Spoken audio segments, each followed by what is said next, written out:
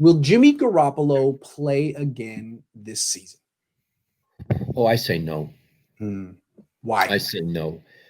First of all, I don't know how hurt he is. Iggy, do you know how hurt he is? All I know is what the Niners say. And every time we ask him, they're like, oh, he's pretty good. It's not that bad. He might be coming back soon. Yeah, I mean, like earlier in the year. Oh, it's not that bad. It's really vague, right? Yep. Yeah. It's almost like there's a cloak of invisibility about it. Yes. So here's the thing. And again, I'm not impugning any doctors. You have to understand that. They said he had a high ankle sprain. Then he got hurt again in the same leg, but they said it was a different injury. Am I making that up? No. They said it was a different injury. Did I invent this? Did I really freaking hear what I think I freaking heard? Did they say this? Because I think I said that. Okay, well, if they said it was a different injury, I mean, does that sound like common sense? To my common sense, it just feels like what all football teams do and governments is they try to work around the truth. To work around the truth. Yeah. So I think that my guess is it's related. The injuries are related. They seem related, and so I think he maybe too hurt. There's only 6 games left. They've had their bye week. I have a feeling he's not going to play. In addition, if I were Jimmy, I wouldn't want to play.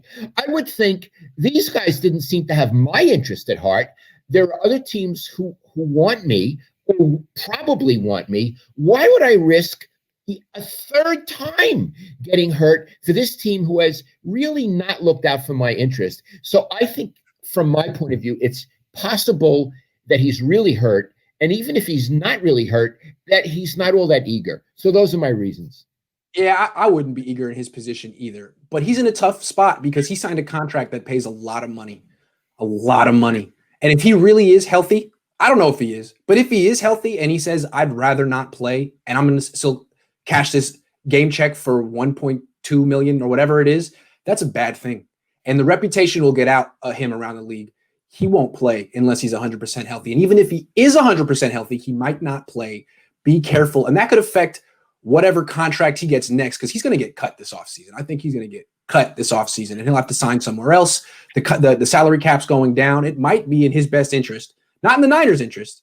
I don't think he cares about, the Niners, but it might be in his best interest to get back on the field and show the league that he's still good. Because if he has 2 good games, that might get him $20 million extra dollars.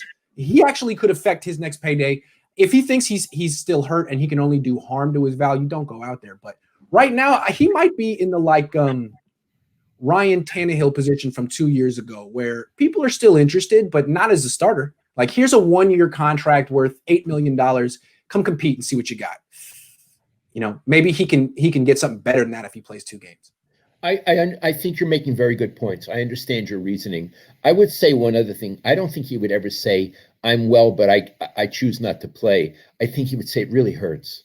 Oh, absolutely. It really what the Niners hurts. do is they would whisper around the league after they cut him. Why'd the Niners cut him? He only plays when he's a diva. He doesn't play if he's hurt, and even if he's healthy, he doesn't play. They're going to tarnish his reputation behind closed doors. You know what his agent would do? He would say, the Niners ruined him. He didn't trust him anymore. Of course, they'll do the whisper campaign. The whisper campaign. You people need to know this. You just think it's all that you know about sports is what happens on the field. There is so much. It's so Byzantine what happens behind the scenes, and then there'd be whisper. He doesn't play unless he's 100%, which is demonstrably untrue because he came out with the high ankle sprain. Yeah. And then his people would be saying, he didn't trust him and, how Jed is and all that. So what would be going on behind the scenes would be way more interesting. That would be going on. That's what happened between Jim Harbaugh and Richard Sherman. Harbaugh was Sherman's coach at Stanford. They had a big falling out over, I forget what it was.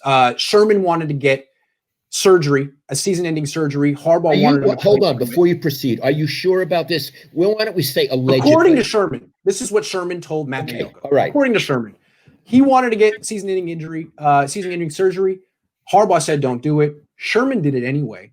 Harbaugh was so angry, he said, "You can't play offense for me ever again. You got to play defense and work your way up from the bottom."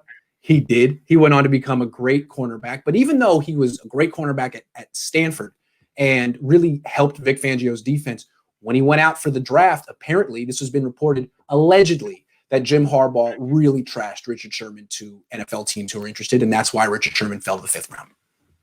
So these things happen. Richard Sherman does not like Harbaugh. Right? Oh, no. Never would forgive him. Never would forgive him. Very personal. That's an interesting story, and that's an example of what goes on. And what I want to say, that goes on times 1,000. I mean, all over the place.